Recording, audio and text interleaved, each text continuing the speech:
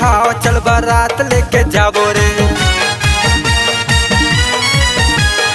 ओही मोर बिहाव चल बारात लेके जाबो रे। बनहु दुल्हा राजा बैंड बाजा लेके जाबो रे। बारात जाबो रे हाँ बारात जाबो ना, ए बारात जाबो रे हाँ बारात जाबो ना। समधिन मल्ला नचाबो रे नचाबो रे नचाबो रे। होही मोर बिहाव चल बारात लेके जाबो रे। होही मोर बिहाव चल बारात लेके जाबो रे।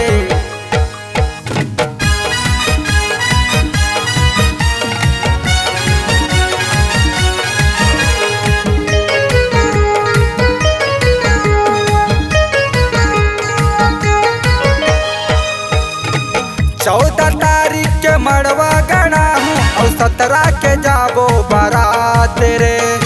गाँव गली माँ गदर मचाबो बैंड बाजा लगा के रे।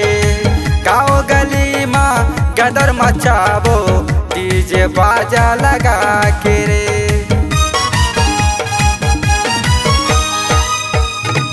14 तारीख के मड़वा गड़ा हूँ और 17 के जाबो बारात रे।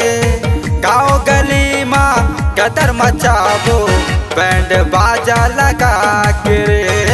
गाँव गली माँ गदर मचाबो डीजे बाजा लगा के रे। ओही मोर बिहाव चल बारात लेके जाबो रे।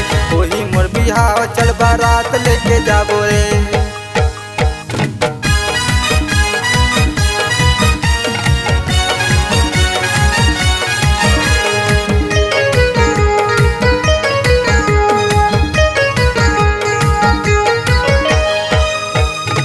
संदीप पुष्पा और राजा मन कही थे अमन डीजे लगाबो। सूरज राजेश और किशन कही थे तो छोटे सारी ला नचाबो। हाँ तो छोटे सारी ला नचाबो। हाँ छोटे सारी ला नचाबो।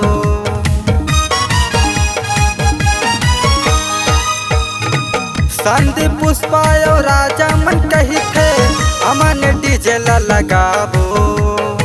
सूरज राजेश और किशन कही थे तो छोटे सारी ला नचाबो। हाँ तो छोटे सारी ला नचाबो।